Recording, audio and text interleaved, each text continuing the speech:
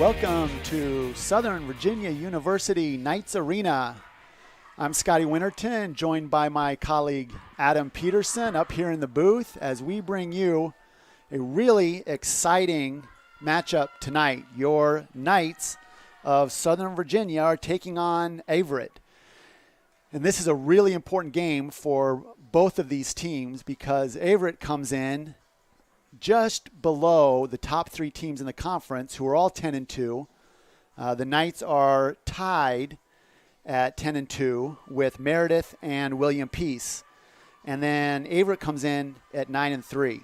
In addition, Averett has been the gold standard over the last 5 to 6 years in the USA South Conference. And this is the Knights' first time in the conference, 27th year for Coach Danny Miller of the Cougars. And he has done a fantastic job. We'll talk more about his tenure, as well as Coach Debbie Baker, who comes in with her assistant John Baker. And we're getting ready to go right away here. Adam, as we watch this game, what do you think is going to be the keys for the Knights and the Cougars in this game? Yeah, well, as we were preparing for this game, one of the most important matchups that we were excited to see is what we just saw Knights serve. We did see Ellie Warnick there as the Knights get the first point of the match. Just float serve there, but Knights are always looking to attack off the serve, lead the conference in service aces and service aces per set. Averett not looking to do that as much, but with the Knights attacking so much off the serve, there do come more errors as Averett gets that point back. So that's one of the biggest matchups. Yeah, as we watch the play of the setter for the Cougars, Kinsley Stevens, the Cougars lead the conference in total assists. So her play has been fantastic, and clearly they're passing for the Cougars to set up Stevens is going to be really important. Which there are a couple players on here, right? We were talking about that will be really important. Maybe talk about those a little bit, Adam. Yeah, and we have one of those players take a hit right there and get a kill with Courtney Pinkston for the Knights.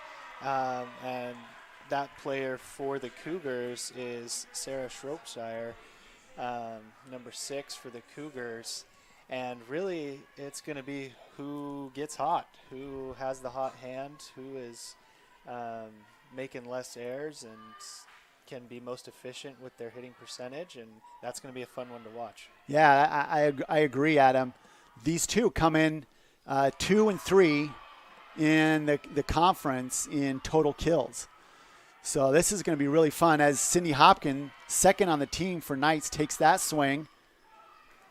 We see number 3, Lauren Montran. She's the third leading point getter for nice quick set there and back up as Ellie Warnick, this time going opposite, gets that ball to number 9, Jessica Beam, the outside hitter from Colesville, Virginia, Bassett High School product. Gets that point for the Cougars, and they go up 3-0 as Morgan Barnes now goes back to serve. Steiger to Warnick to Hopkin, just long. That's what the Knights want. I think they're going to call it tip. Yeah, they call it tip. Tip there, Coach. So as Hopkin looks to go over the block, she gets the tip, and the ball goes long, but the tip obviously gets the point to the Cougars, and Steiger up now to serve. Number 1 in the conference in total aces. It's a killer float serve. There she is putting pressure, only allowing one option on that set. The bump set from Warnick. Nice job. Back row hitting from Warnick, and then back row hitting from Pinkston, and then the finish off of the overpass for the Knights. So it is, like you said, this is the real key. That serve set up this whole thing. Now the Knights doing a great job in transition there, and generally speaking, throughout the night, we see the Knights do really well in transition because of their athleticism. And now jumping in for the Knights, great job, Azella Burrows, who came in middle blocker, for the Knights, subbing in for Karchner. Did a great job on the double block there on the opposite set. Yeah, I've seen quite a few blocks from the Knights early on in this first set, as we're going to have an ace there. Another one for Steiger. Yeah, Montrend not able to handle that. Steiger now working on her 4th point.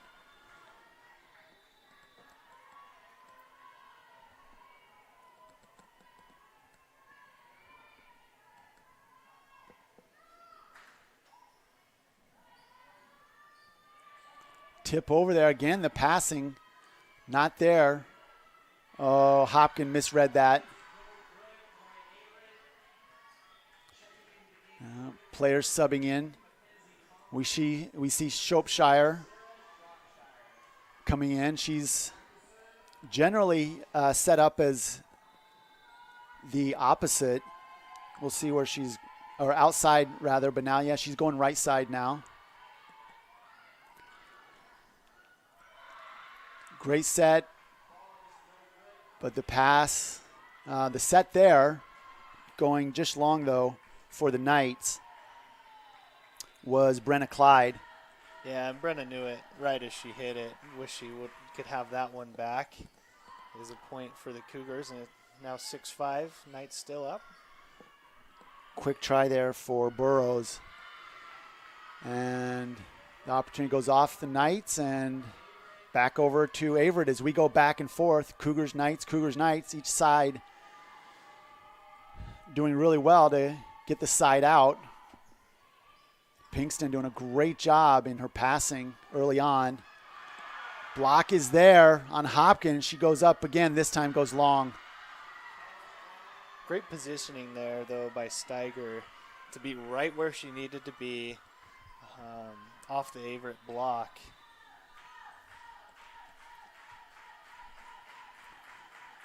Mackenzie Compton now on her 2nd serve in the rotation. Opposite to Clyde, and man, does she put that one down. She's got such a whip in that right arm. She does a great job as she subs out. Yeah, you could tell after she got that first one, something wasn't right. Maybe just didn't get the contact she wanted, but as soon as she hit it and came off her hand, she didn't like it. But this one, totally different story, and she gets the Knights back in this set. Good job getting that as the hit goes line. Knights now in transition. Bump set over to Hopkins. Not able to get the roll shot down. Back and forth we go in some transition. Neither team really able to get what they want out of their hitting. The quick go. Looks like it's going to be a net. In the net. Yeah. By the Cougars, and Knights now side out.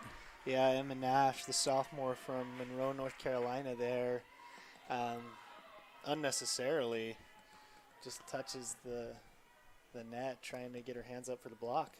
Barris serving now for her 2nd time.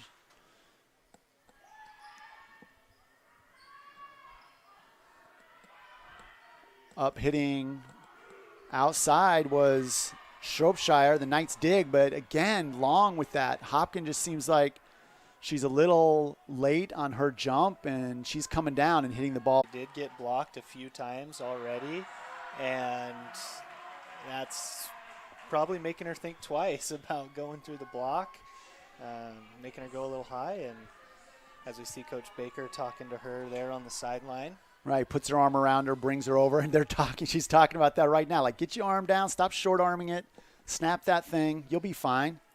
Yep, she'll be back. Yeah, she's hitting fantastic for the Knights. Hopkins has 171 kills, 2.5 per set, 2nd on the team. That one goes down. Yeah, great job by Warnick there. Yeah. Just seeing the holes in the defense. Warnick generally gets 3 or 4 of those per match. Strong hit, but great dig from Barris. Knights just having to play over ball now. Shropshire gets the deflection. The ball goes long, nobody able to get there on that pass. Yeah, Illa Burrows was just a little bit late on the block there, probably from the confusion there on that free ball between her and Steiger. No one really talking and kind of got out of position there and makes it easy for Shropshire. Going line, but hits the stick on that swing. This is an interesting lineup the Knights have in right now. We have not seen a lineup of Burrows, Barris, and Monson in at the same time. I haven't seen that all season long. So Coach Baker really trying to find the secret sauce that's going to work for the Knights. She's playing everybody. Coming in now to serve. Number 20, Mallory Rath. Yeah, it looks like they're going to change that call, saying the Cougars were in the net there. Before the stick, all right. Or was it a substitution, Pat? I saw the down ref talking. I think it was a substitution error.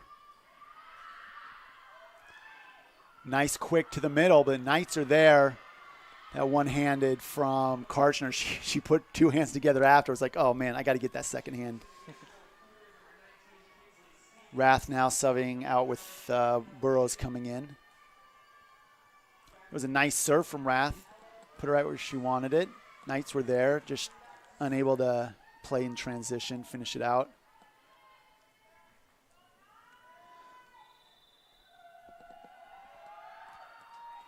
Stevens now just tipping that ball over the tape. Strong swing from Pinkston, but the dig is there. The Knights return the favor. The quick, that's a great opportunity as Karchner comes in. That quick from, anytime she's in there in the middle and that quick, you got to cover it because it is a real threat. Yeah, and just split the block right there. Went right through them and overpowered them. They both got a hand on it and just drops right to the floor in between them. This is a dangerous front line for the Knights with Pinkston, Clyde, and Karchner. That's all three solid options for the Knights. The block is there. I'm not sure it got over. Karchner, a solo block, if they're going to give her the block. I couldn't tell if it hit the tape.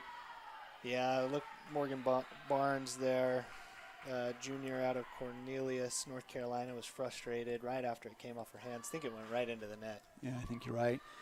Just barely long. Took some discipline there. The libero for the Cougars, Erin Gray, doing a great job. She's a sophomore from Virginia Beach, but playing like a senior. Now back to serve for the Cougars, Zamaya Mangum. The Knights in system do a great job with the swing from Pinkston. Yeah, and that's just what we were talking about at the beginning of this broadcast, was who's going to get hot and who's going to stay hot. And so far, Courtney Pinkston is hot right now. Yeah, she's definitely out playing Shropshire only because I think she's getting more swings, which is what you expect out of that situation. I mean, she's got 708 attacks coming into this game. And one of those keys to the game for the Cougars right there was how are you going to return the serves for the Knights, and a bad pass there and an easy point for Brenna Clyde. Right, and that, those overpasses, I mean, if they can get the ball into Stevens, she's got attackers. She's got three really good hitters that come into this match. Some of the top hitters in the conference between Sarah Shropshire, Morgan Barnes, and Lauren Montren. They have 269, 220, and 164 kills between the, respectively for each of them, all averaging 2.2 or above kills per set. So she's got options. They have athletes, and clearly, with the success they've had, they know what it takes to win. So, if the Knights are putting pressure on their passing, it's going to make a big difference in this game when we already see it happening. Yeah, also a lot of experience between those three for the Cougars. Montren and Barnes, both juniors, and Shropshire, a senior. Compared to the Knights, who also have three players with over 2.2 kills per set, but that's Pinkston, Hopkin, and Clyde, and two freshmen included in those three. Yeah, a junior and two freshmen. And back to service, Pinkston. She always comes over this left side, usually tries to get as much space, looking to put that ball over. She's got Erin Gray, but she goes all the way over to the outside Lauren Montrend. Knights handle that. And that swing didn't get the ball over. Yeah, a little sloppy. Much better pass, though, on the serve receive from Montrend. Put that one right where it needed to be. See if Pinkston goes back to her here. Which has got to be frustrating. That then when you do it right, and then they're still not getting the point out of it. The double block is there. She goes cross court. Knights off the ceiling. Nice bump set. Transition now and opposite. Clyde finds the court. Great job in transition from the Knights, playing in system off the serve, and then they play in system off transition. I mean, that was fantastic.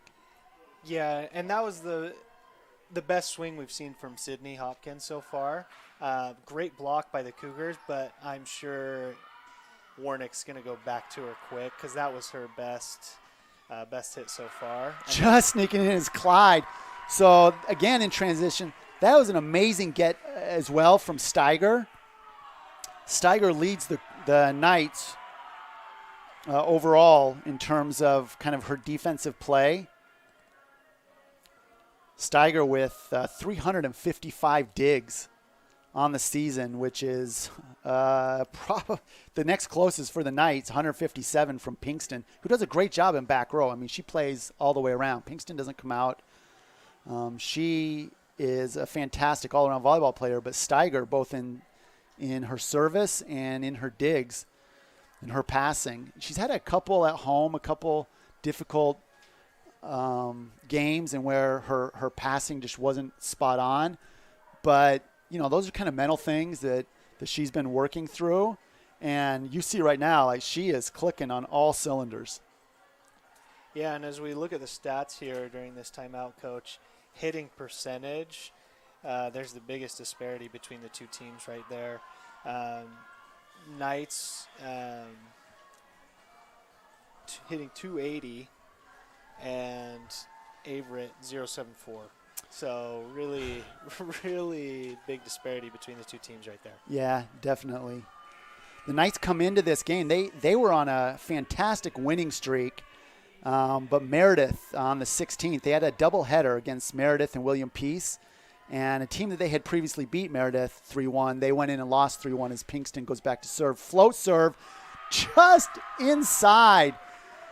We saw Montrend and Gray both lean out of the way thinking that ball was going to be long, and it dropped like a split-finger fastball. Found the line. Again, a lot of float on that thing. The timing not there, and that's a little disappointing if you're a Knight. You had an opportunity as Montrend kind of puts her hands up, is like, yeah, I'll take it. Barnes now back to serve.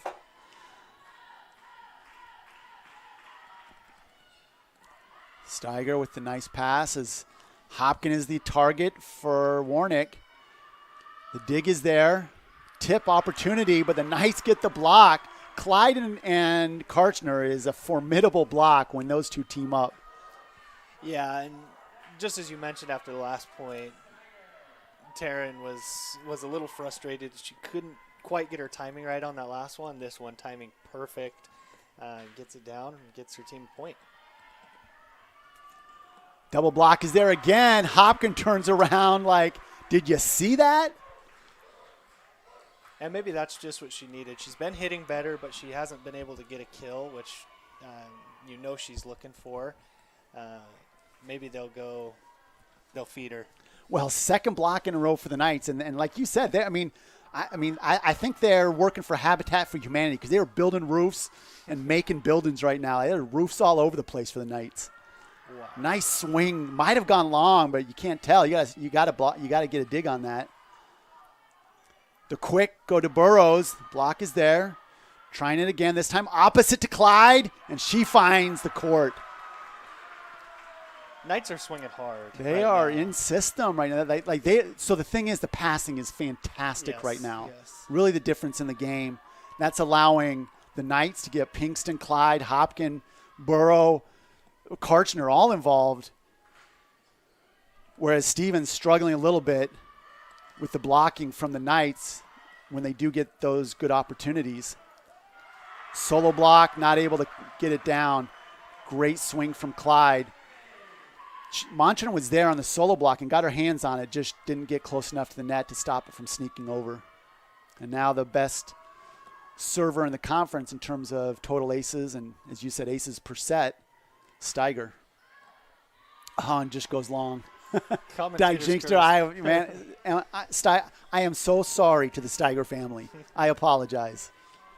But, Coach, the Knights were fired up coming into this matchup. They really wanted this one back after losing to the Cougars earlier on in the season.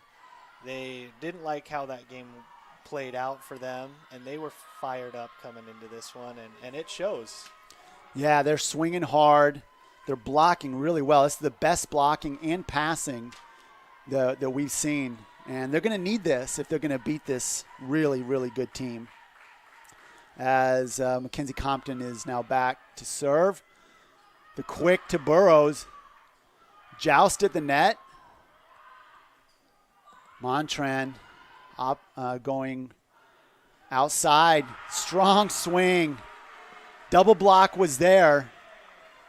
Hits the hand of Shropshire, but able to get it, sneak it through between the block was Hopkin. Yeah. Ella Burrows is playing the best game that we've seen this season. Really standing out here in this first set. Again, a block from the Knights, and I think they're going to call in the net or a double hit. Ball definitely got over. There was definitely a block as the Knights take that first set, 25-14. Just powering through that. And, Cougars come in on a 7-game winning streak, and they've only dropped 2 sets in those 7 games. The last set they lost, game they lost was against Meredith, one of those other teams in the top 3, back on October 8th when they lost in 5 sets. So this is a team that is on fire. They've got some of the top players in the conference. They come in with a pedigree that's the best in the conference, at least in the last 6 years. And the Knights took that first set like they were the ones that had been in that driver's seat for the last 5 years and playing with that kind of confidence. Yeah, confidence. You mentioned it right there. Cougars coming into this game with a lot of confidence, and we really haven't seen that so far, at least in that first set. Kind of looked out of place a little bit. A lot of confusion, not much communication, at least from what we could see up here between teammates. But as you mentioned at the top of the broadcast, Coach Miller is a great coach who's been doing this a long time and been successful for a long time, as you mentioned. Sure, he'll get his team ready to go here for this second set. So looking over the numbers of that first set, the Knights hit 273, which is a solid hitting for them. They come in hitting 229 for the season, and so well over their season average. 14 assists, which is incredible for one set. But there's some additional stats: 3 aces, 20 digs versus 10. They're playing really well on the backside, and then a really high number, 3 blocks on that on the set, 6 assisted blocks, and so every component in terms of the numbers, and in transition, we were clearly the better. The Knights were clearly the better team in transition, and I think it goes right back to what you talked about, putting pressure on them with the serve. On the Cougars with the serve, And the Cougars come in for that set hitting 0-0-0 for the set with not bad serving. They only had one serving error, so it wasn't like they were serving poorly. It was just a big difference in the passing and then the Knights hitting. Brenna Clyde led with 7 kills in that set, and she was going after it. She's hitting 400. Pinkston with 3 kills, hitting 429. Hopkin, who started off bad in terms of percentage, she's still hitting negative 111. But that turned around the last 3 swings that she had. Yeah, that was probably the best set that we've seen the Knights play all season. And as you mentioned, there's room for improvement. Obviously, not expecting perfection, but even we saw some lower numbers that we've seen on average over the season. And so definitely room for improvement, and that's got to be great to see if you're a Knight fan watching this game. Yes, solid serve there. Monson was right on that with the pass, though, just a little bit far from Warnick. Warnick now having to bump set. Pinkston adjusts. The barrel play was solid. Both teams now playing really well. As the block gets there and that ball lands on the Knights side of the court. So in transition, in blocking, the Cougars were the better team right there. Yeah. As Mackenzie Compton looking for her 3rd point. Yeah, and that was Shropshire. A pause for blood. You got a little bit of blood on you. They'll pull you out, but they're going to allow the pause and not force a substitution on Pinkston for Pinkston. Great dig there on the swing from Pinkston by Aaron Gray.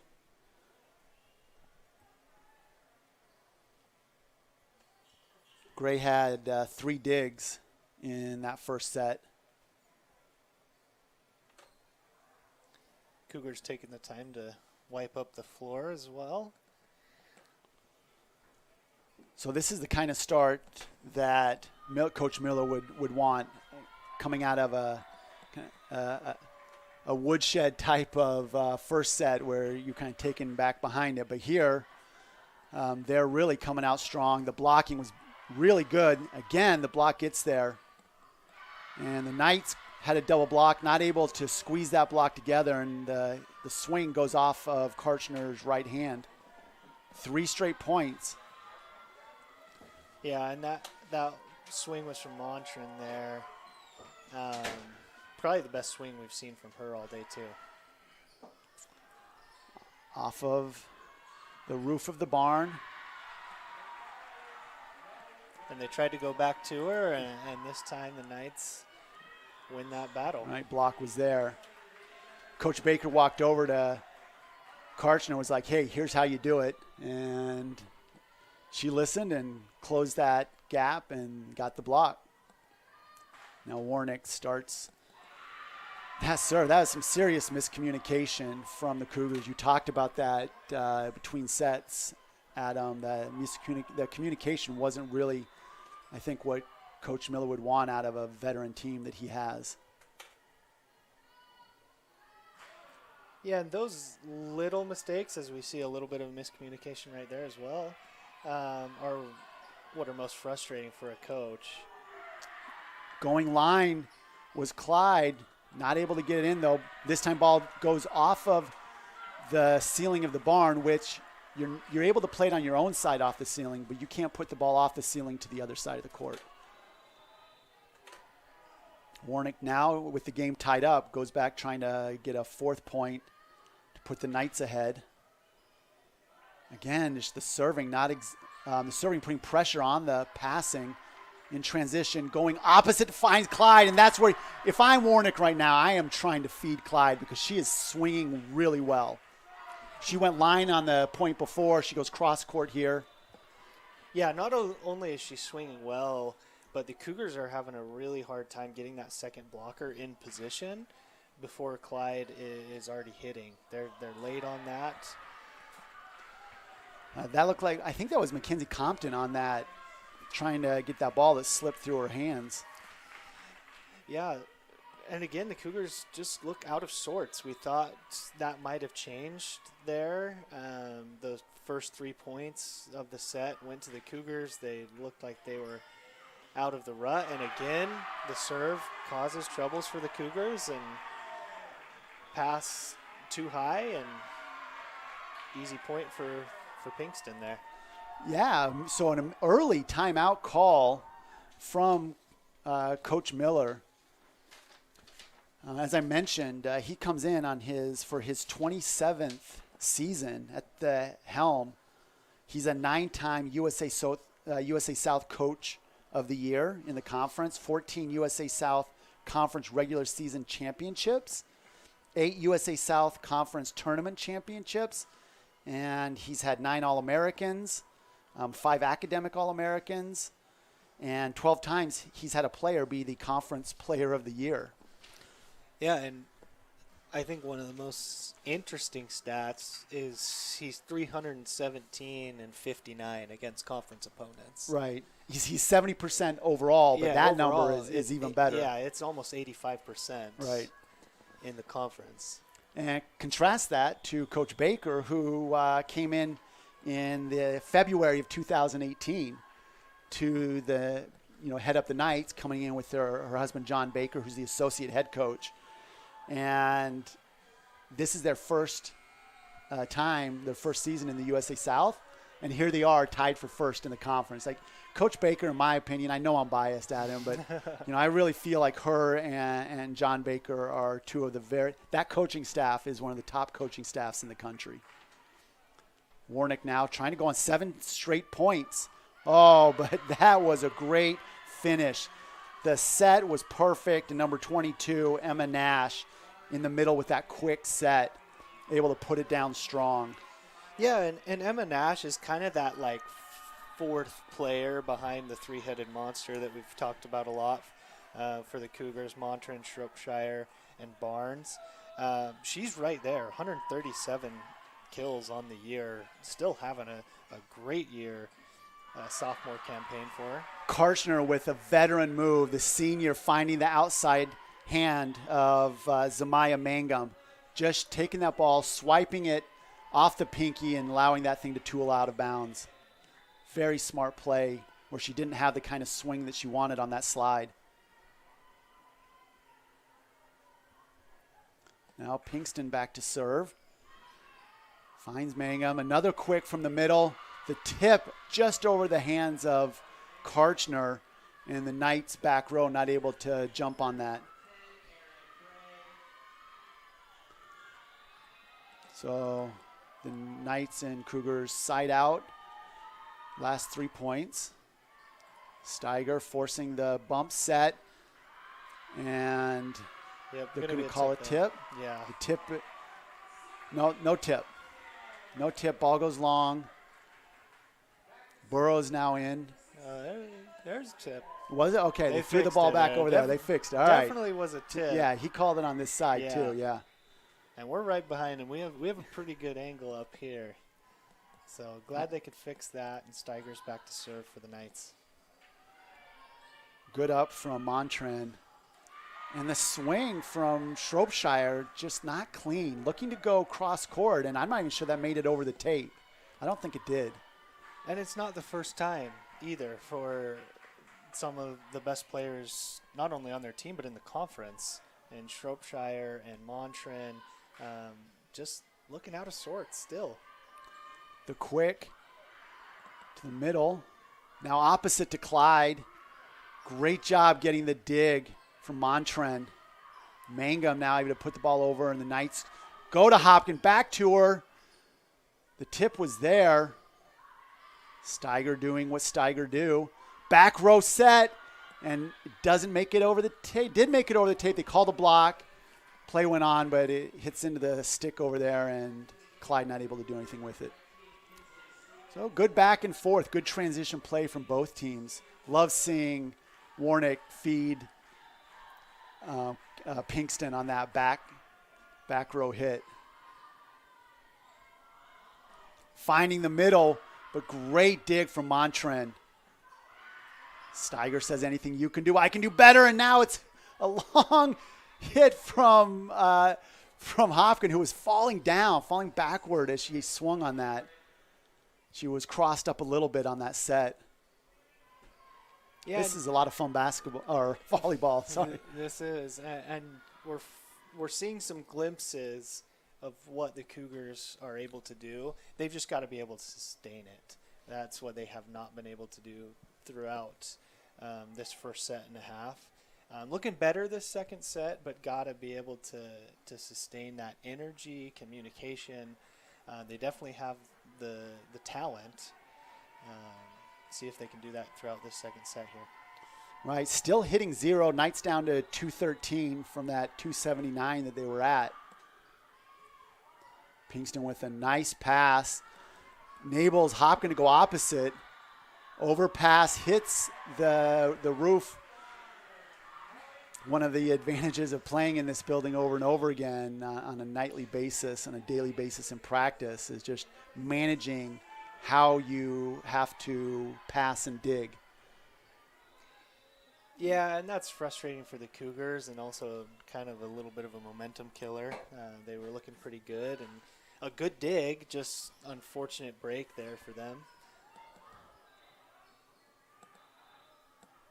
They're going to call, can't tell which, neither team is super excited, so are they doing a redo? I think they're doing a redo. Maybe they're saying the ball got stuck for a second up there because it's still 10-7. And the line judge here, Barris looked to the line judge, and he's like, I don't know what's going on. You tell me. Nice swing on that outside from number 9, Jessica Beam. The 6-foot junior from Colville, Virginia, doing a great job.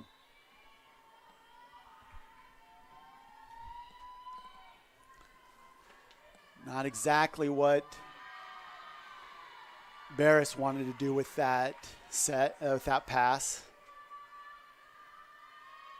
First bad pass we've seen in a while from the Knights. We talked about they're doing a great job. Mangum goes back at Barris. Sort of a pseudo slide. Pinkston gets to that, but Barris not able to recover to that ball that was going out of bounds on the back end of the court. So good serving now from Mangum.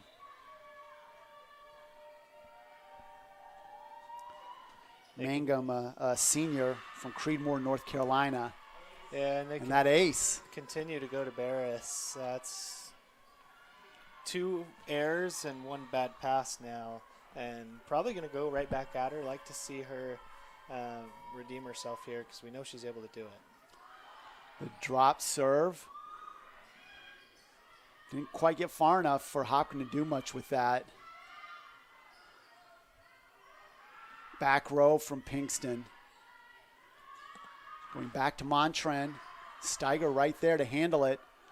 Feeding Hopkin again, who goes cross court but hits it just a little too long. Those sets are not getting far enough for Hopkin to really manage through it. She's having to come in from the outside, take 2 steps in before she can really attack the ball.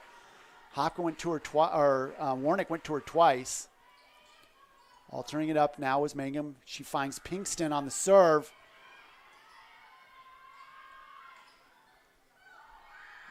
That was a nice dig from the libero, number 10, Erin Gray, the 5'6" sophomore from Virginia Beach, Princess Anne High School. Yeah, we get a timeout here. 6 points will cause a timeout. Yeah, we knew that this was coming, though, Coach. We knew that the Cougars are capable of that, and we were just waiting for when we would see it.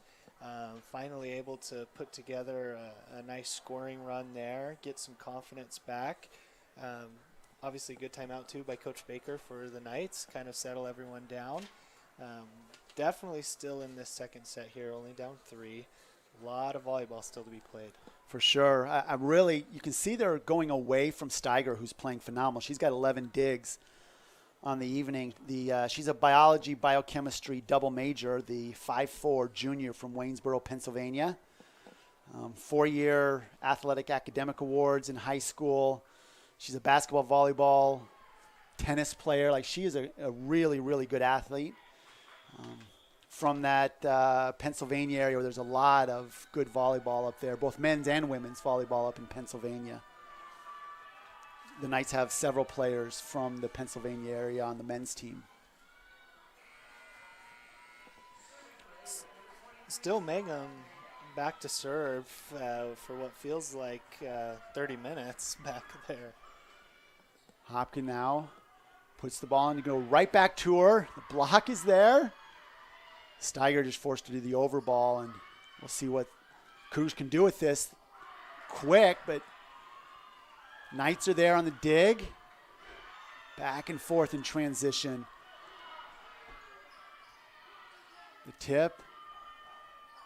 And now just the overball from the Cougars defense.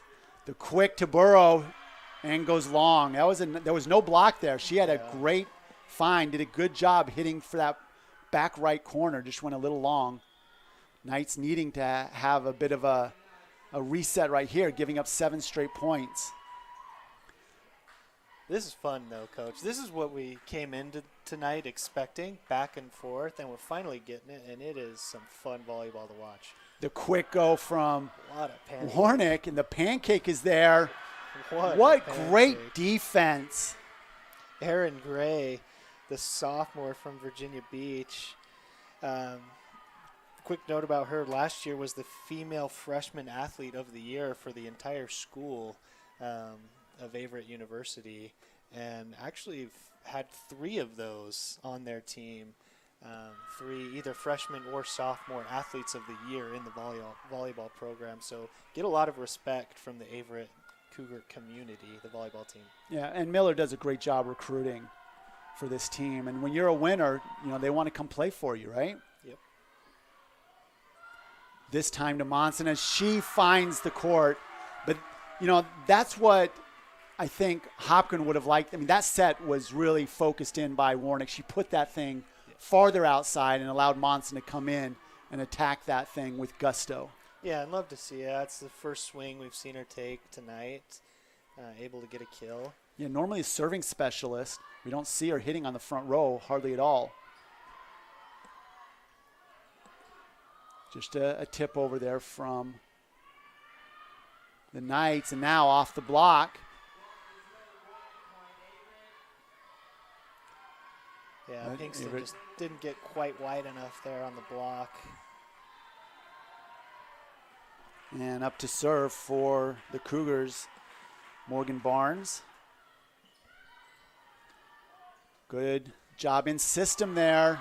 And Burrows on the slides, able to sneak that through the block. And this is the most action on at least here at home that we've seen Burrows getting in that middle position. Yeah, she has 2 kills and 2 total blocks, and has really been a bright spot for the Knights tonight, as you've mentioned. Great serve from Rath, putting a lot of pressure here as Karchner now able to get the quick. Back and forth. Pinkston not able to put that down. The block was there, but this time falls on the Knights side of the court. Yeah, it looks like Pinkston might have slipped there. Her plant foot there, she was trying to catch up to that ball. Just slipped. Really unfortunate because she probably could have gotten there. Pinkston comes in with number 2 in the conference in kills, number 2 in kills per set, number 2 in points, number 2 in points per set. And played great so far this evening as well. Yeah, as Compton now, the sophomore from Kingsport, Tennessee. Oh, great ball as Monson not able to move quick enough to her left to get underneath that thing as it dropped. The serving much better this set for the Cougars than last set.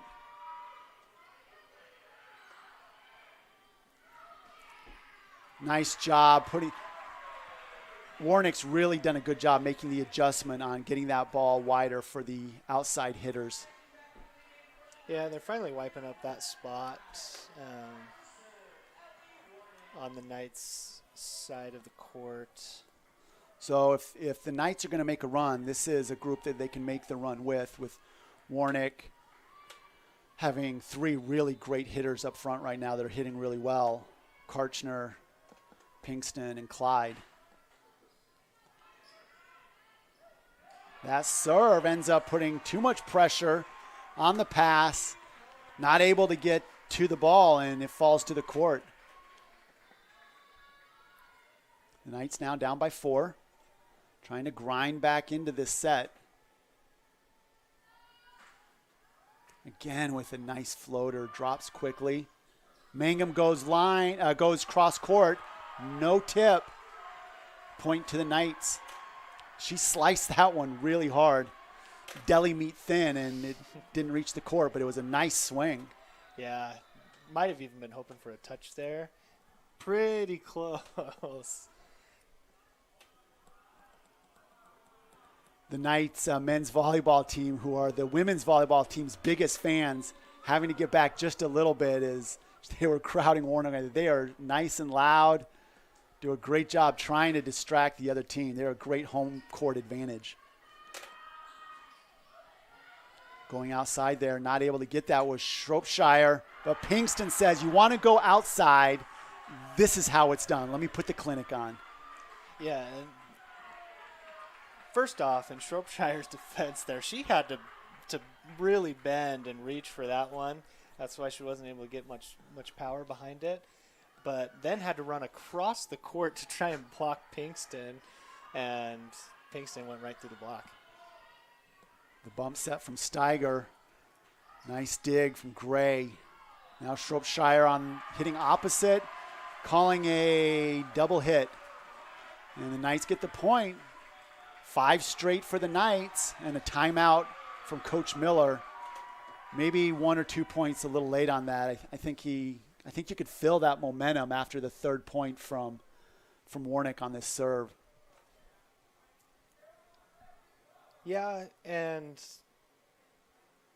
also though, as a coach, you want to see your team battle through that and hope they can get themselves out of the rut, and that's something that's been really hard for the Cougars to do tonight. But this last 8 points for the Knights and 7 points for the Cougars here to end this set, if it goes to 25 points, is crucial.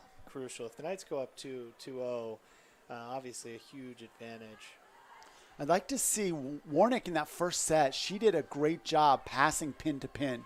She went right side. She went outside. She had 3 or 4 quicks and also attacked on her own. And we just didn't – this set, she's really been going to the outside hitting. Pinkston, Hopkin, Monson. Love to see her with Clyde in right now. She got Karchner in there as well. It would be nice for her to start spreading that pin to pin again and seeing if she can't keep these blockers on their toes. Yeah, Clyde leading the team with 9 kills so far tonight.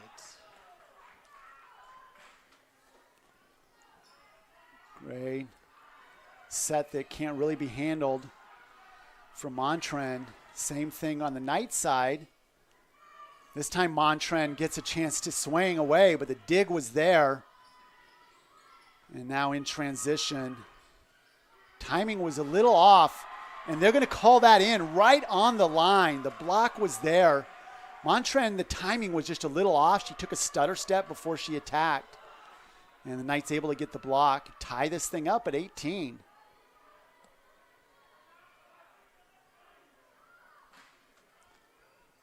Gray with a better pass this time. The quick to the middle. Block goes off of Pinkston. Falls on the Knights side. Good job recovering there, getting Montren back to serve. Good swing. I think going quick there was a really good idea. I love the swing of Emma Nash. I mean, she's, as you mentioned, 4th of that 3-headed monster, but she swings really well in the middle. The overball, Knight's going to try it again. It's Steiger with a good pass. So that should have been a down ball on the Knights side and a point for the Cougars, but Steiger had other ideas with a money pass, allowing Hopkin and Pinkston to try and do it all over again. And Pinkston will go back to serve. just a little low. She looked to get the ball into Mangum, who she keeps attacking over there on that far right side when she's up to serve. And Gray back to serve now.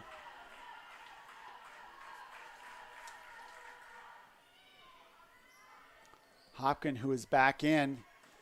Pinkston swings and hits the tape, in fact, below the tape on that swing. So the Knights had battled back to tie it up.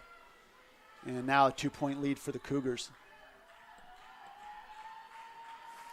Yeah, tough stretch there for Pinkston with the missed serve and then the error on the hit there. That was an incredible set.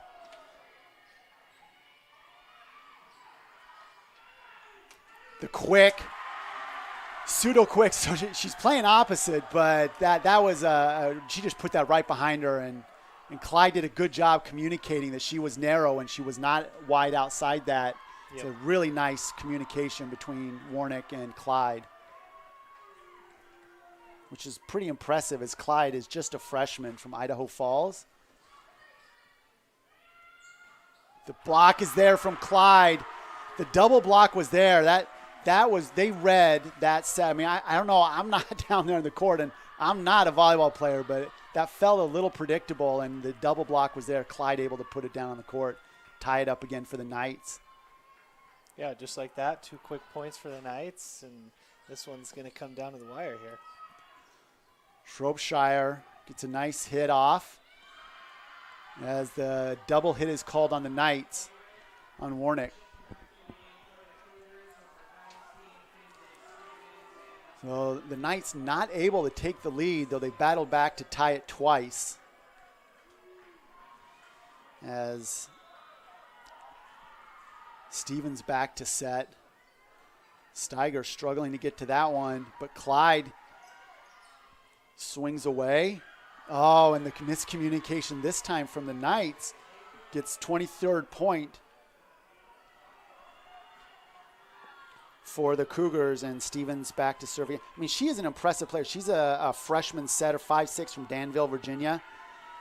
I mean, she does a great job as a freshman. And that serve, too, was fantastic. The block is there from the middle. Yeah, great job there by Clyde to keep it up, though, after she was just blocked. The line was open for Beam. She didn't take it. The pancake is not there.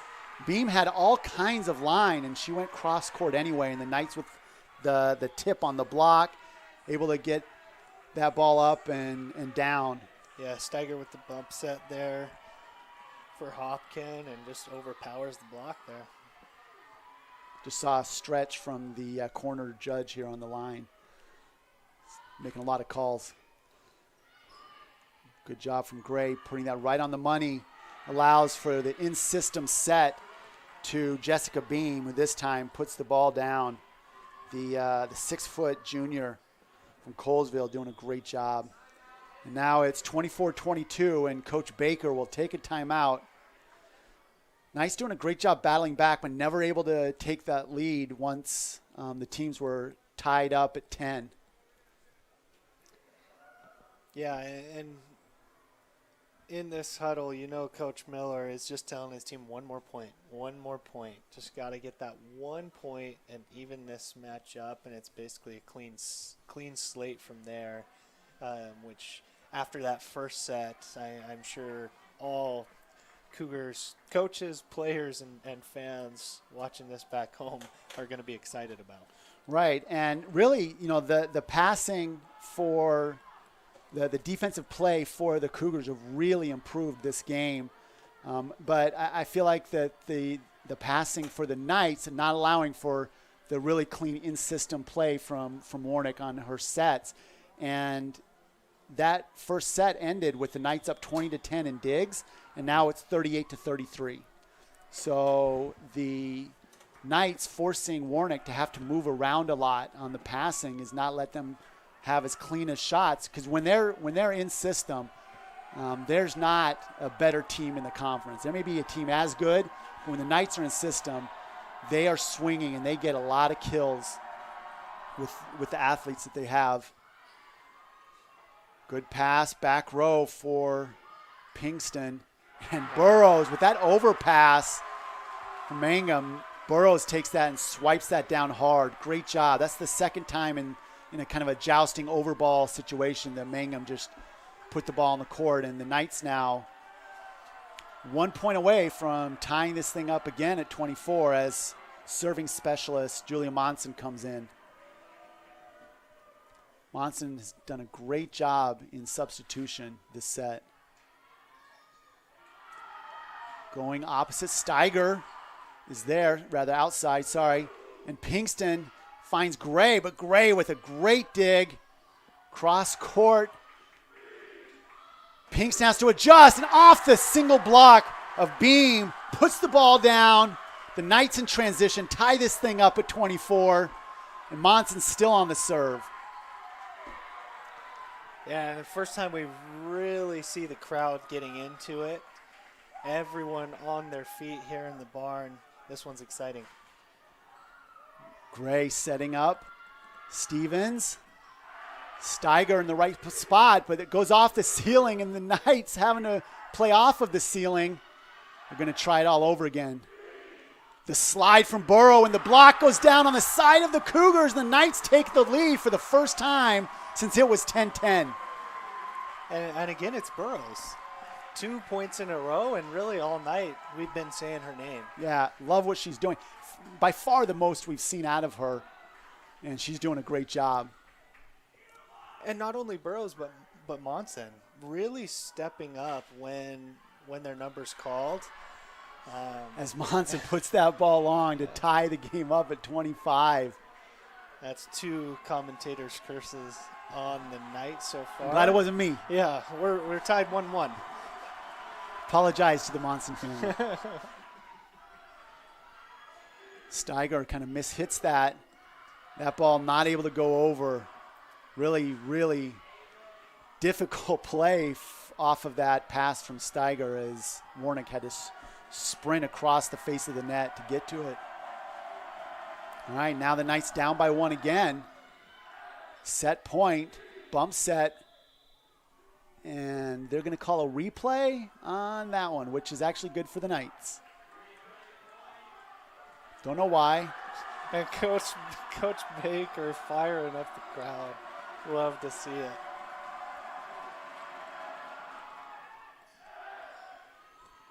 Barris, great pass. They're going to have to do it all over again. Back to Pinkston with the tip. Bump set block, but it goes down between the hands of Burrows and the Cougars finding the 2-point win, 27-25. They got to feel good about that. I mean, it was not the cleanest play on either side, but they're still only hitting 0.78 for the set, yet they come away with the win. The Knights still hitting a decent 214, and it's not able to be enough for the Knights to get that second and would have been very decisive set. But now we're 1-1, as you mentioned. It's a clean slate. Wipe your hands together if you're Coach Miller and his team and say, hey, best of 3. And you saw how much it meant to him there with that last point from Montran, which was a great swing there. But the bench and the players on the court, that meant a lot to them. And that's going to be huge for their momentum heading into the third set as well. Yep, definitely will be.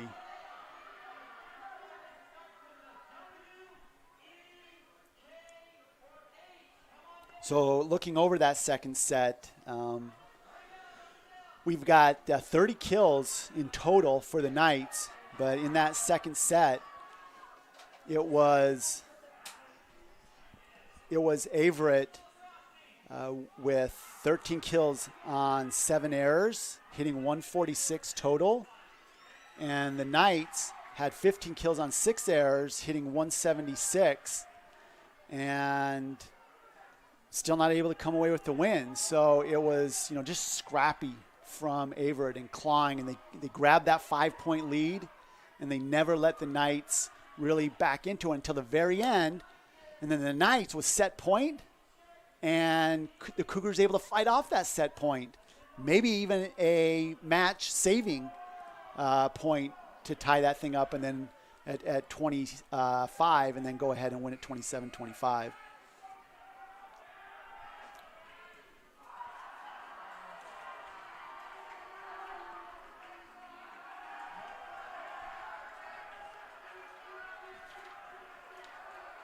Talking about Coach Baker, she graduated from Utah State University, and since that time she's been involved as a volleyball coach in one form or another.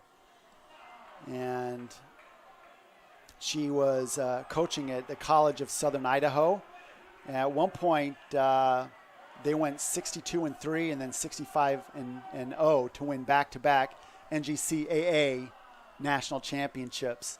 She knows what it is to win. She's played and been around volleyball at the highest levels. She was an assistant at the University of New Mexico, and then spent 6 seasons at New Mexico State. So both, very accomplished programs in the Division I world. So she knows, like I said, how to coach and play at the highest levels. Also coached at Southern Utah University, making 6 Big Sky Summit tournaments. They were in both leagues, the Big Sky and the Summit conference.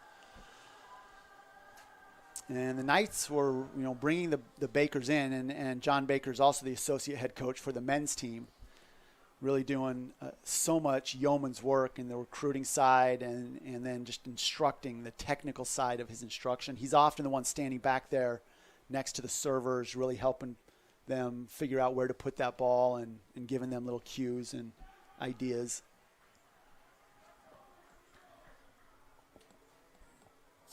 As we are now under a minute remaining here in the break between second and third sets. As we mentioned, it is a clean slate for these two teams. Best of 3, as you mentioned. And it's going to go back to the keys that we mentioned at the start of the broadcast here. How can the Cougars defend the Knights' serve? They did much better here in that second set and helped them get a win in that second set. And who is going to have a higher hitting percentage? Who's going to keep feeding the hot hand? Who's going to come out on top between Shropshire and Pinkston? And Pinkston really won that battle so far tonight, but Shropshire has gotten a lot of help from her teammates. Yeah, definitely. And you mentioned Burrows. You highlighted her. She's a biochem major, Spanish minor, the sophomore from St. George, Utah. Went to Dixie High School. At Dixie High School, she was the 2018 Female Athlete of the Year and the 2018 Track and Field Female Athlete of the Year. She's really strong, loves lifting weights. She can deadlift over 300 pounds. And if that's not impressive enough, she can also lick her nose. So, take what you will out of those stats, choose your favorite, and run with it. Whatever you want. But I do think that the 300 pounds is really solid. So I'm going to go with that one. And the Knights will come back to serve.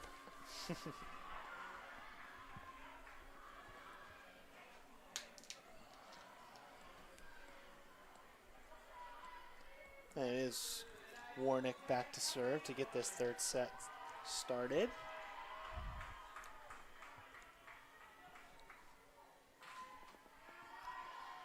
Gray with the nice pass, the quick, and the block from Karchner. I do like the way that Emma Nash swings on that quick, but the double block was there, and Karchner reading that set. And the set was pretty tight to the net, so she had an advantage as she went up to block. Boy, that thing floats, and Gray just at the last second pulls her hands out of the way smartly.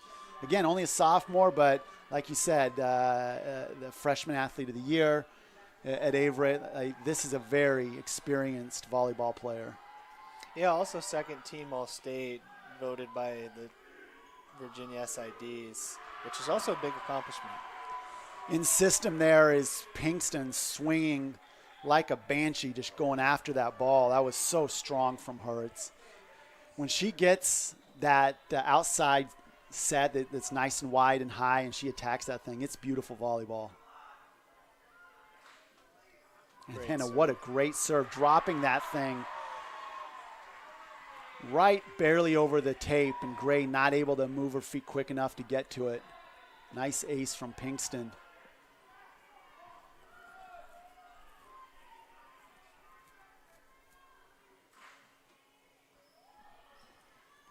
Compton on the set, goes wide to Shropshire, and the Knights forced to just play over ball and set up to Compton, who goes outside, and the block is there against Mangum. Again, Pinkston strong with Clyde on that right side.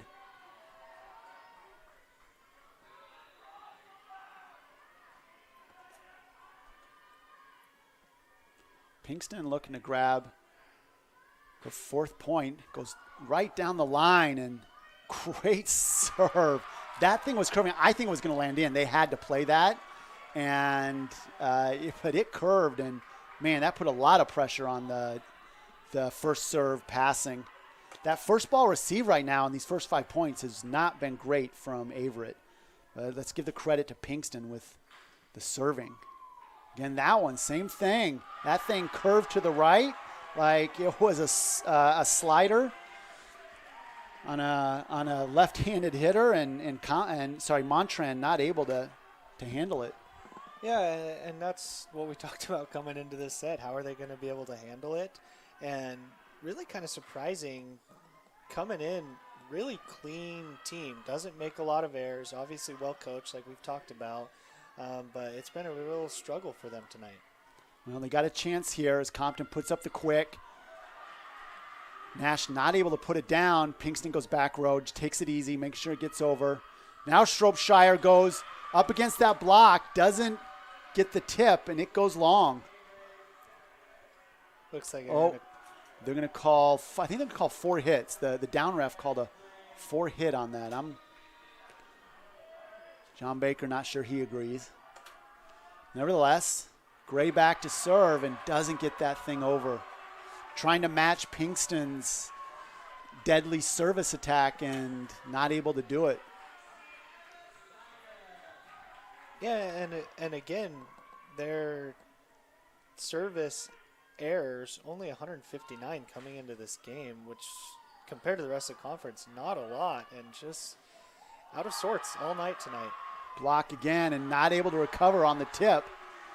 The Knights are really on fire, and the first 7-8 points of this set are just playing possessed. On fire.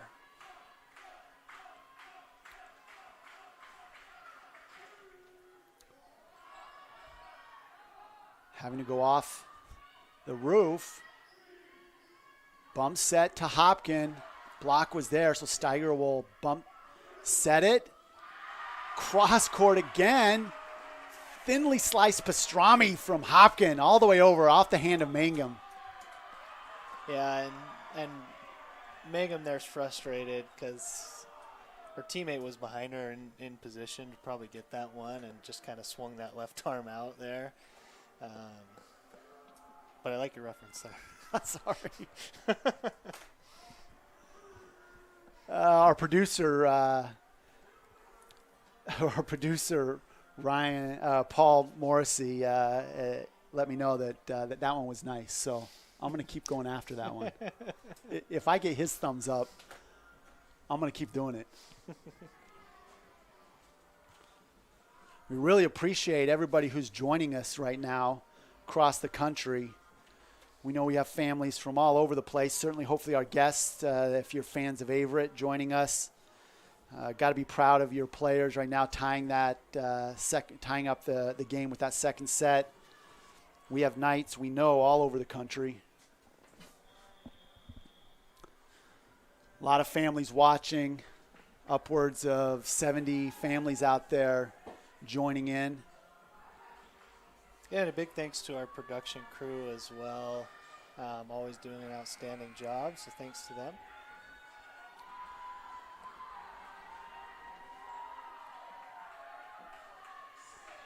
So up 7 points. Steiger conference leader in aces, goes back. Compton goes opposite. Steiger's there, and the Knights go opposite, and the block is there from the middle. That was a great job from Barnes on the block. And the ball falls on the court, but we're going to get the ball hitting down, not able to handle that were the Knights as Kinsley Stevens comes in.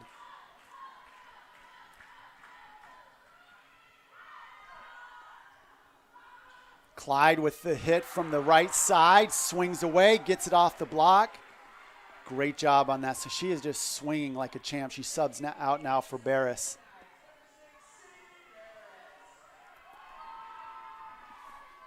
Sadie Barris, one of the couple married players on the team, liberal arts major, art minor. She's a sophomore from Fort Collins, Colorado. Great serve off that left arm of Gray. Ball goes wide.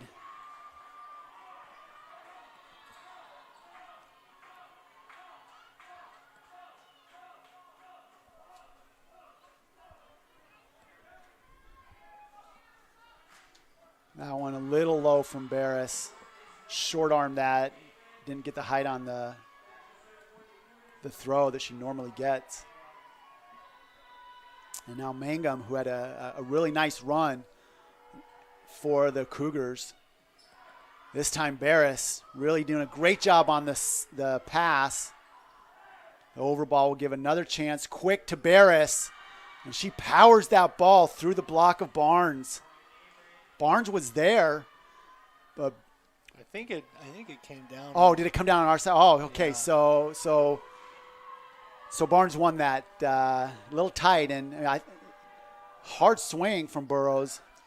Yeah, I think she said after to Warnick, not much I could have done there. If I'm good at reading lips, which I wouldn't put on a resume, so. Hopkin there again, swinging and not getting the dip on the ball that she wants as it goes long. And Mangum doing what she did in the second set. Oh, just short arms that one, trying to be too precise. Has that left leg all wrapped up, trying to manage through a little bit of an injury.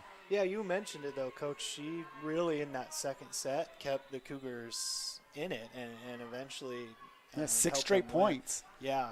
And really played well throughout the entire set. This time, grade up. Going wide. Going to try and do it all over again. Going back to Pinkston, but that one went a little far. Pinkston and Warnick not quite on the same page right there. Pinkston tapping Warnick on the shoulder and being like, hey, don't worry about it. Good hitters can adjust to sets no matter where they're at. And that one just went a little bit far for Pinkston, and she hit that ball into the stick. Steiger, not exactly the pass that Warnick wanted, but gets a good opportunity for Pinkston as that hit goes high, no tip. And the Knights back up by 6, 13-7. Even though, right now the Knights have a 6-point lead, but it doesn't feel like that. I mean, we're seeing great play, again, in transition from the Cougars. It's just first serve receive is the struggle there. Rath first time she's had a serving error on the evening. I'm sure her family back home watching. Tom and Lynn Rath. Her sister Kaylee was a former front row hitter for the Knights, fantastic volleyball player, graduated last year. Her older sister Taryn, also a 4-year volleyball player at McDaniel up in the Pennsylvania area. Strong hit from Courtney Pinkston. That's the in-rhythm, in-system set that you want to see if you're a Knight fan. Warnick doing a great job adjusting on that set. Yeah, really good swing there from Pinkston, like you said, and it's been a while since we've been able to say that. kind of been some crazy rallies here, but Pinkston was able to get a good swing there. And another solid play from the Knights, keeping that roll going now for Warnick.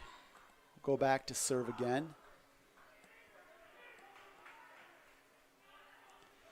That double block was there, and I just think Shropshire a little hesitant on that swing, and it came down into the net. It wasn't a block.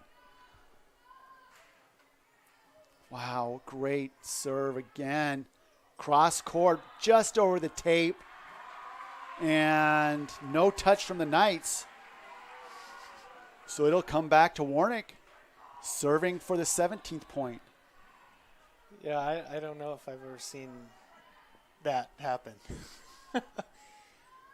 That took a crazy bounce, and Brenna The moved. quick block is there. Clyde with some good defense. Give the Knights another chance. Play some defense. Solid set, but it's going high. Nope. Steiger's going to grab it. Pinkston hits the ball just wide. Cross court. Not able to get the ball down. Coach Baker comes up. Says, hey, we got to keep this rolling. Coach Miller subbing in and out, trying to find the right sauce for his players. That overpass. Great job from Nash, taking advantage of the opportunity, closing the gap to 6. And Montren back on the serve again.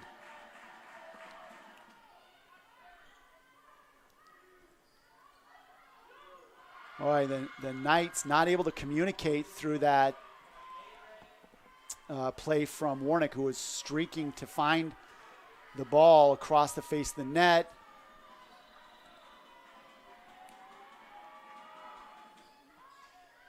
This time Monson able to get it where she wants it for Warnick. Tip. Solid bump set and smart play from Pinkston. Instead of taking the moment to get the ball to Warnick for the set, she looks across the court, sees open space, puts that ball there, and the Cougars not able to track it down. Pinkston now has had some really great rallies in her serving. This time curves it in. That thing was going out like a field goal kicker kicking a 50-yarder, curved back in. That could be the best serve of the night, Adam. Yeah, that was a knuckleball. I mean, it's sure. right. We were right in line with that. Yeah. It was going out. Tries to do it again. Just a little long that time, but exactly She the was same feeling motion. herself Yeah. on that one. She was like, I'm going to do this again.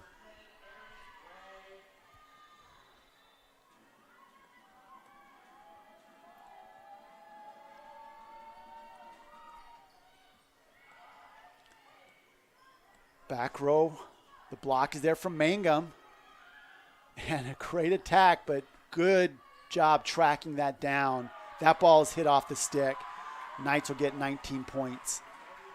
Yeah, really a crucial point there. A point there for the Cougars, and they can easily make a run. And Coach Miller recognizes that, and that's why he's taking a timeout, trying to reorganize his team.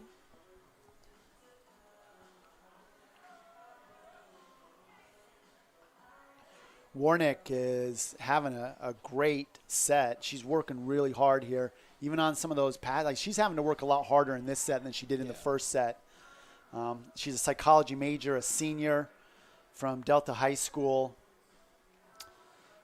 She is a big fan of both cornhole and spike ball. Mentioned a few games back that she has 23 nieces and nephews. And she's been in this volleyball racket since she was 3 years old. Clearly it's a family thing for the Warnicks. Yeah, and as you mentioned, this set has really been flying around all over the court. 28 assists on the night, 2 service aces, 6 digs, and a block to her name. So really, really played well. Steiger up to 21 digs on the evening. Again, though, Brenna Clyde still with the .381 hitting percentage, leading the Knights, only 3 errors with 11 kills. That one goes out, goes long, and the timeout works for Coach Miller as we get Stevens coming in along with Jessica Beam up front on the front line.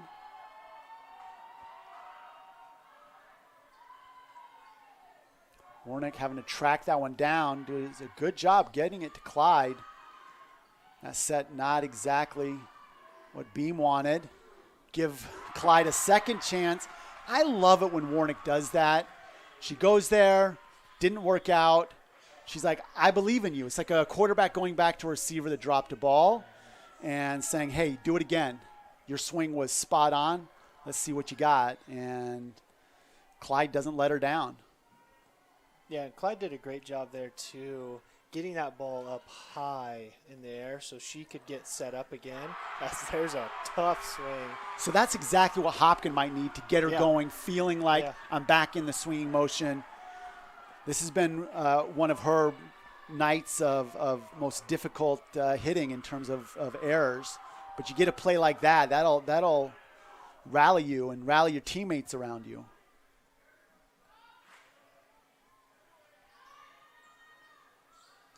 Mangum, good job going line.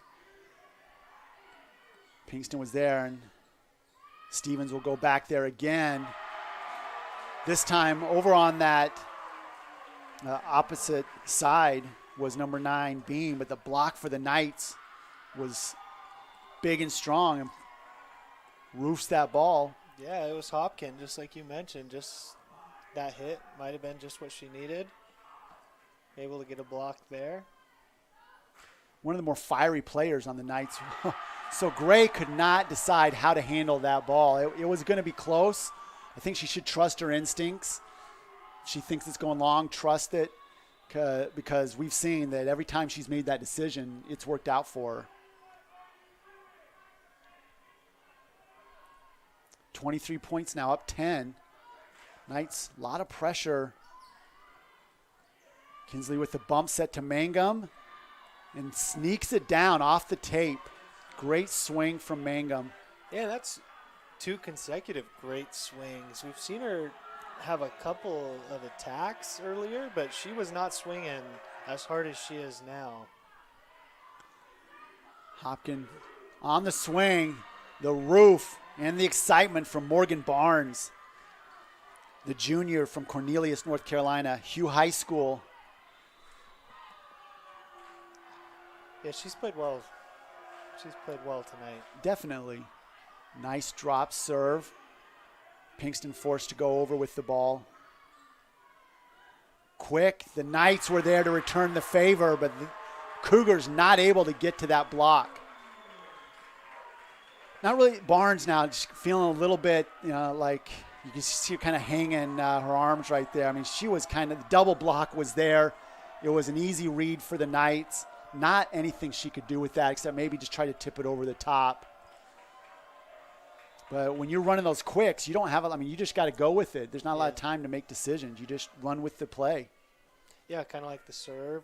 Just got to trust your instincts like you mentioned earlier, and it's tough. Having to go cross court with the wide set. And great hit going cross. The Knights with the game point, set point.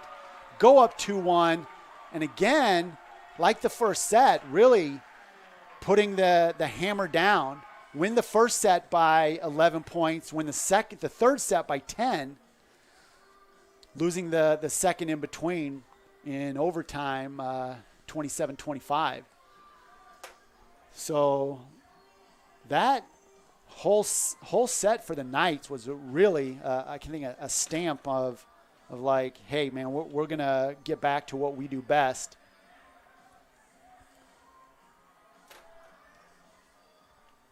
The Knights on that third set, not hitting fantastic, hitting 83, few errors. he 0.83. But they had, the digs, 52, up to 52 digs, 38 kills total. But it was really, I think, again, back to the kind of lack of solid passing with the serving of the Knights. But what's really crazy was the blocking for the Knights. I think that the setting had just been a little close to the net, and the Knights are just reading Compton, they're reading Stevens really well. They're up to 10 blocks in 3 sets.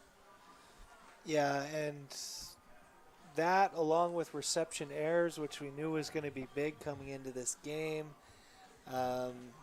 those two, a big discrepancy there in favor of the Knights. But service errors, which we've seen, service errors and service aces,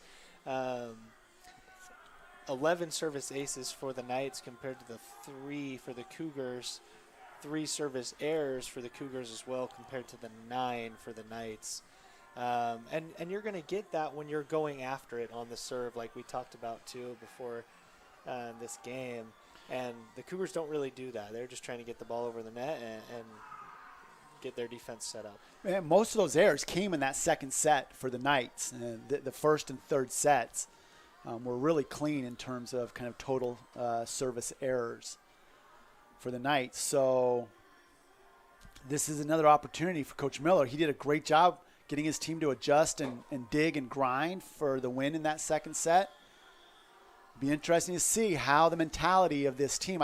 I felt like they were at the end of that set, Adam, the Cougar, a couple players kind of hanging their shoulders a little bit, feeling a little bit defeated through that, not really seeing any answers to the defense and the serving that the Knights were putting out there. Yeah, that's a great point that you make there, Coach. And we'll see what happens coming out of this fourth set. Really important for the Cougars to come out with some confidence. Because even in the huddle there, not a whole lot of energy. So you talked about the juxtaposition between Shropshire and Pinkston at the beginning of the game as one of those keys. Shropshire now 3 kills with 4 errors, hitting negative 0.56, and no service aces, no digs. Pinkston currently with 12 kills on 6 errors, hitting 150. A bit below her season average, but also 7 aces and 8 digs. So really just playing fantastic overall.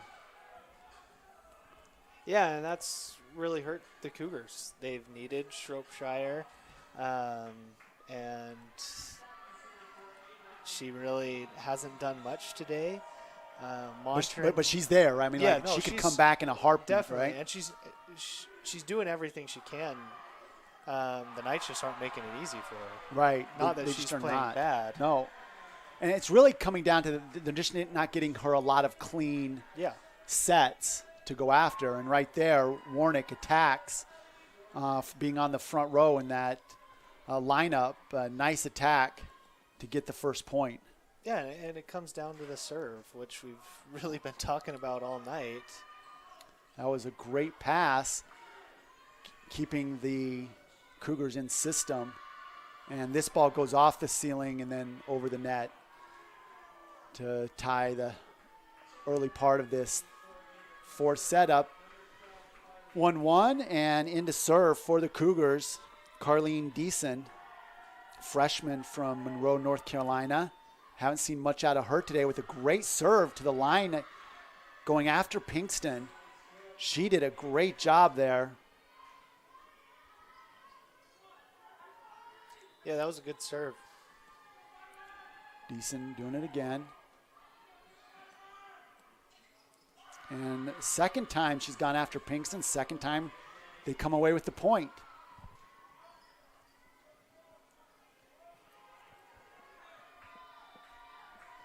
See what she does here.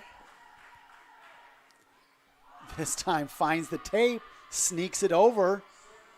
Another ace for her. Man, where's she been all night? That's fantastic. And I said Deason is a freshman from Monroe, Metrolina Christian Academy product. This time Pinkston gets the opportunity to hit. Going opposite to Clyde. Seems like a good idea, but the defense is there.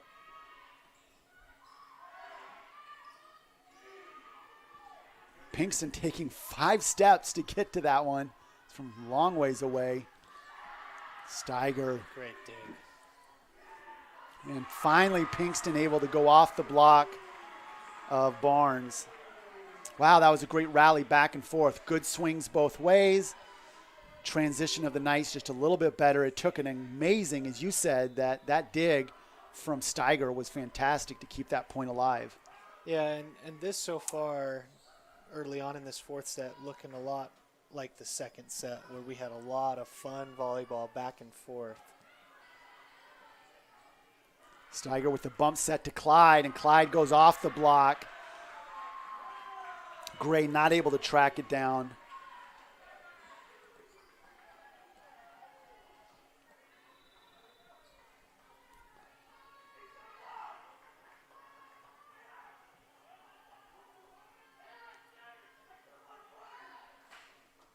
This one going long. Gray trusting her instincts. Yeah, you saw her step away from that one as soon as it came off of Pinkston's hands there. She knew that one was going long. Barnes not able to do anything with that serve.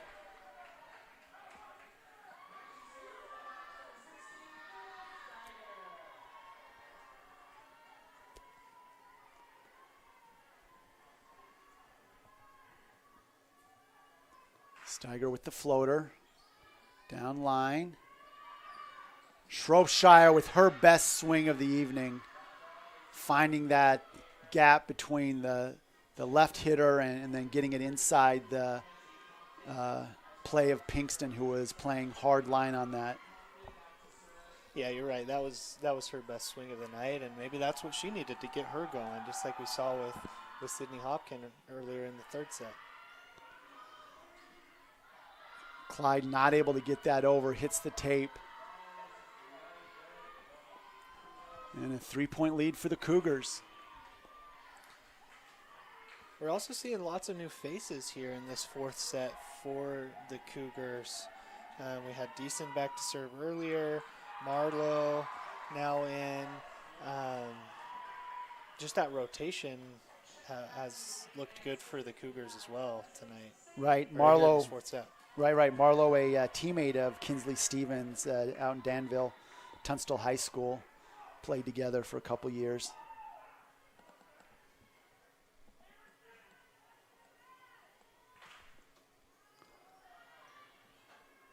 Barris with that serve. Block is there. And Barrow not able to finish it like she did before. Burrows. Now with the slide. Good job there by Barris to keep that ball up. Compton trying to find her teammate there that you mentioned, Marlowe, who's in. Another free ball over. Hopkins swinging away. Great defense there. Deason, Johnny on the spot for that swing. Block is there, back and forth. Another double block on the slide. Pinkston not able to attack that, playing from the back row. The quick, see who can get there. No pancake available. Nope, no pancake. Ball hits the court. 8-5. What a fun rally. Yeah, longest rally of the evening. Good swings both ways. Hopkins, though, I'm sure frustrated, just not able to get that thing to find the court.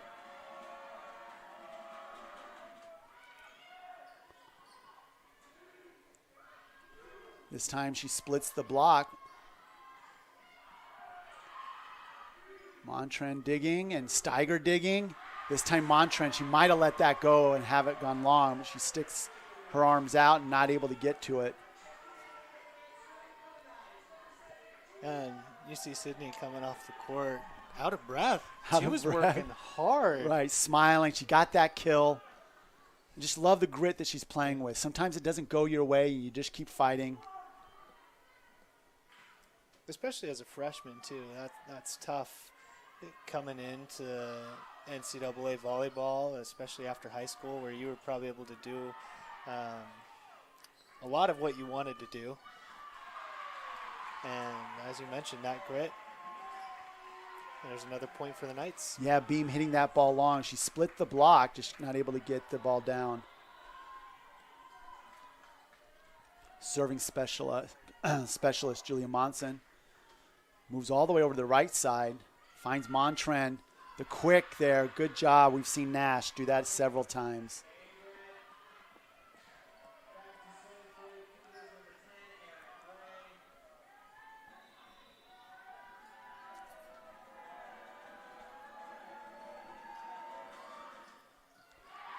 Second time that Aaron Gray's trying to be just a little too precise on that and not able to get it over. The Knights now closing that 3-point gap to 1. And serving specialist Mallory Rath back to serve. Drops that thing down to Gray. Good job forcing out of system play. The quick to Karshner and just not quite timed correctly. That was going to be, if Karshner could have got that, there was no block anywhere near that.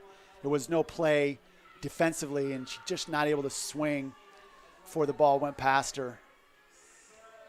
Yeah, and that's really tough, and that's why we don't see it very often. That's a tough play. That timing has to be perfect, and that's why we don't see it very often on the court here. Pinkston, without the block closeout there, is able to go cross court. And I think that was off the hands of Gray. Yeah. Did everything she could there to keep that ball up. Unable to keep it in play, though.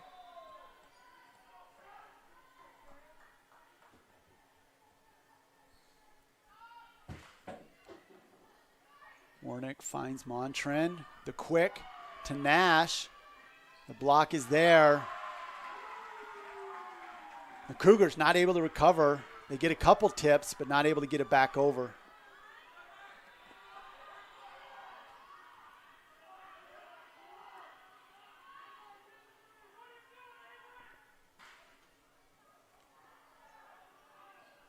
Off of the roof, out of system. Double hit. Men's volleyball team in the stands, making sure the referee heard that.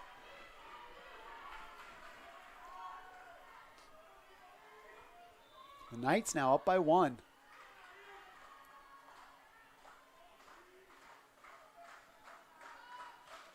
Warnick well out of, trying to go after Shropshire, who was on the front row. And now back to serve again is Deason. Did a great job. Her first time up to serve in this set. 11-11, exactly like you talked about, Adam. Much more like the second set. We got back and forth play. Pinkston swings cross, but that ball well long. We don't usually see Pinkston hitting the ball that long. Because of her vertical, she can get up and her timing on that. We got a conversation. Oh, no, we're just fixing the right stick there.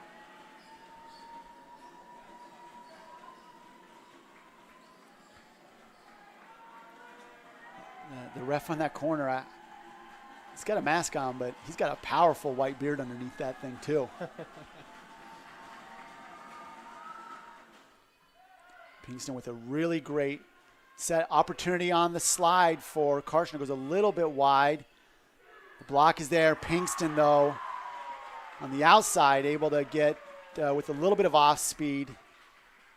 Puts the ball on the court and keeps this thing tight at 12 as back and forth we go. Yeah, good back set there by Warnick. Able to switch play over to Pinkston and was able to finish it. Tips the tape.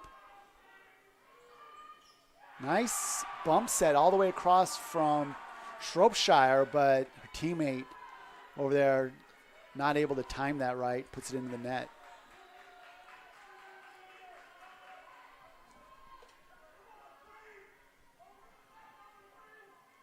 Pinkston up to 170, hitting now, 15 kills, leads the Knights. Shropshire goes line. Pinkston is there. Bump set from Karchner and just a nice roll shot. Puts the ball down. It was a great roll shot from Hopkin. She's now hitting 0-3-1. First time of the night she's been positive in her hitting. And a timeout as the Knights take a 2-point lead from Coach Miller.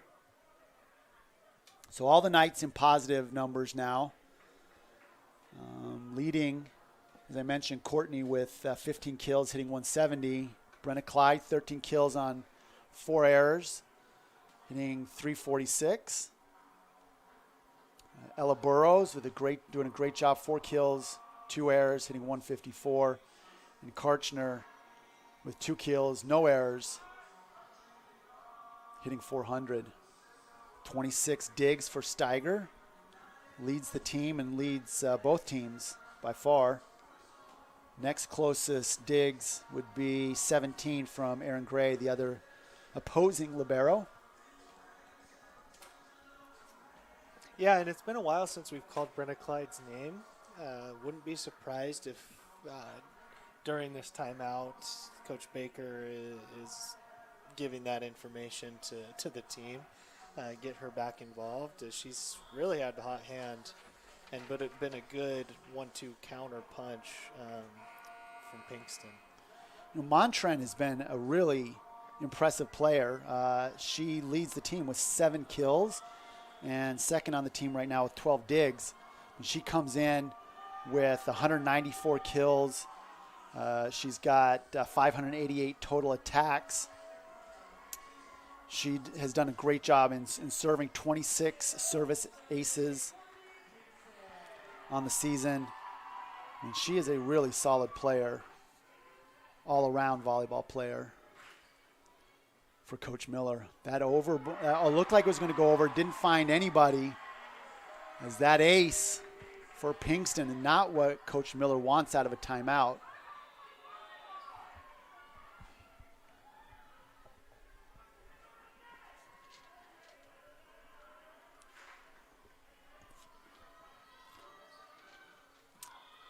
Deason with a nice play as they're going to call a double hit there, I think.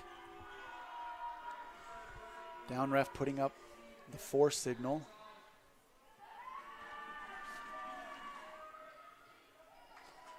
Steiger takes that serve. That slide hasn't worked out much for the Knights this evening. Middle for Clyde. And a quick for Nash. Been their kind of most consistent play in terms of scoring plays for the Cougars this evening, getting that quick to Nash. Yeah, and they haven't really done that a ton, and she's been pretty successful. Maybe we'll see that throughout the remainder here of this 4th set. Use her more in the middle. So Shropshire having to adjust to that. She was a little early, had to hold before she jumped, and still able to get the kill as they tie it up, 15. Monson comes in to play back row for Hopkin.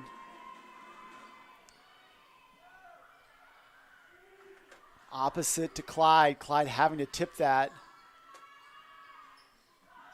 Cross court from Montren. Now Shropshire gets her cross court option in. Monson goes cross court. Everybody's going across the court. And just long from Shropshire, and no tip called. That one was pretty close. It was very close.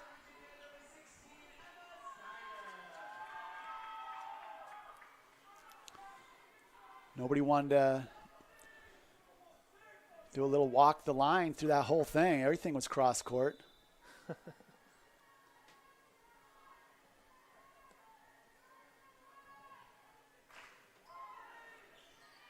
Steiger gets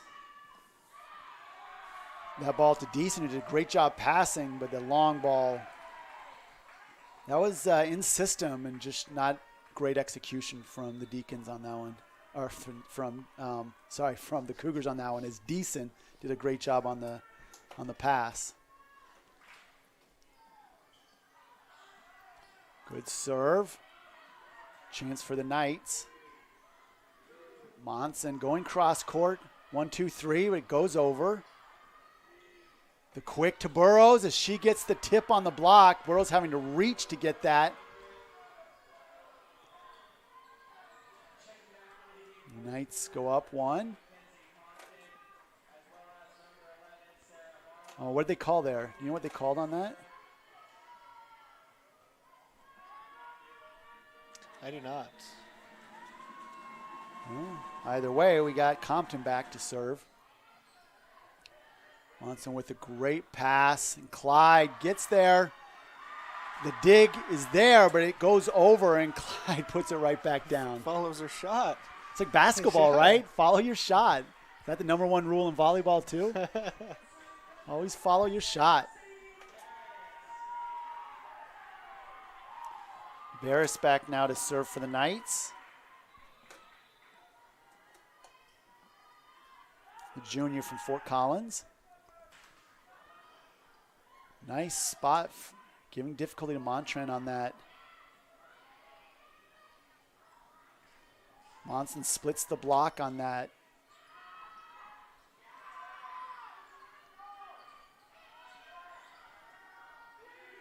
The quick, and Burrow just throws that down, almost palming that thing. That play just feels a little rude sometimes. It's kind of like blocking the ball in basketball, just taking and throwing it down in your face. Rude.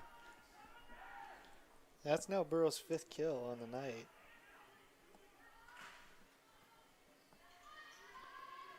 Nice pass. Good job on the tip from Nash. Again. Yeah, both teams utilizing the middle more and having lots of success. Yeah.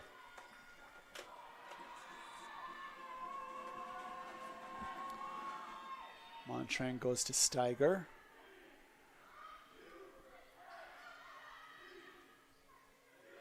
Monson with her own tip, and that dig goes over and out. I love how right now Warnick is making use of all of the players on the court. I think Compton has done a good job this set doing the same thing. I think we've got some pretty high-level play right now from both setters.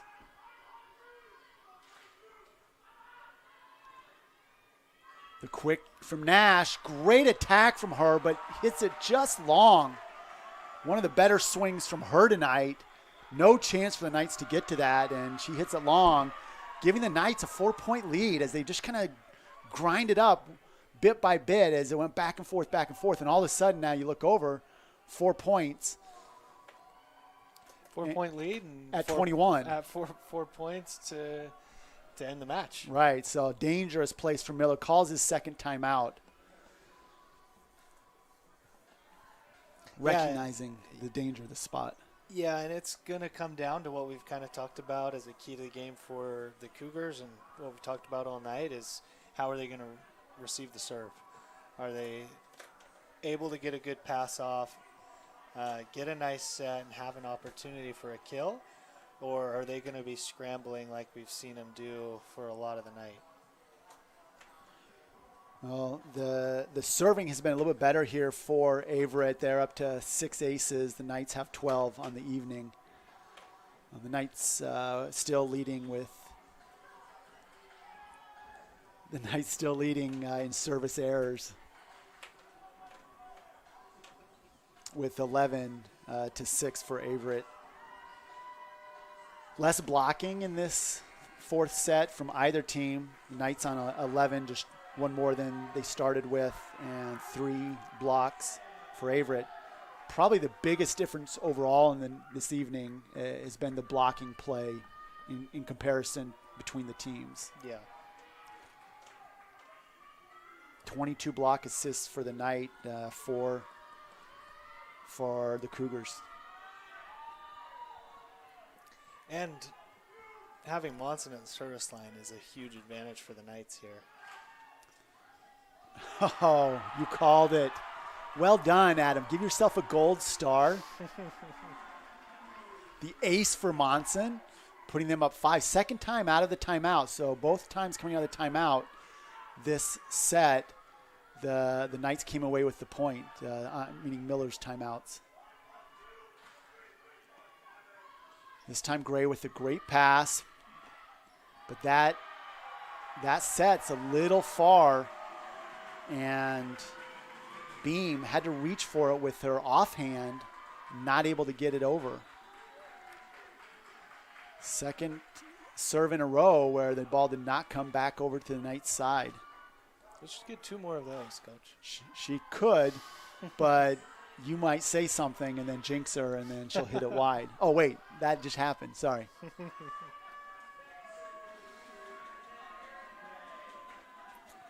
Gray coming back to serve for the Cougars.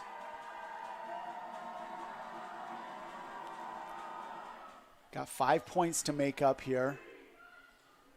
Pinkston with a big hit. And they're going to call a lift on that, I think. She was swinging for the fences. She swung hard right there with the block. Was fantastic. Not a lot of excitement off of that from the Cougars. Got to still keep the momentum and play strong. Good serve. Forces the bump set from Steiger. Stevens goes outside. They'll do it all over again. Another block, 2 in a row from the Knights. And the quick and a third block. Going back row. Now the Knights get a chance. Warnick goes to Pinkston, and Pinkston goes off of the block. 3 blocks in a row. Puts the ball back on the side of the Cougars each time.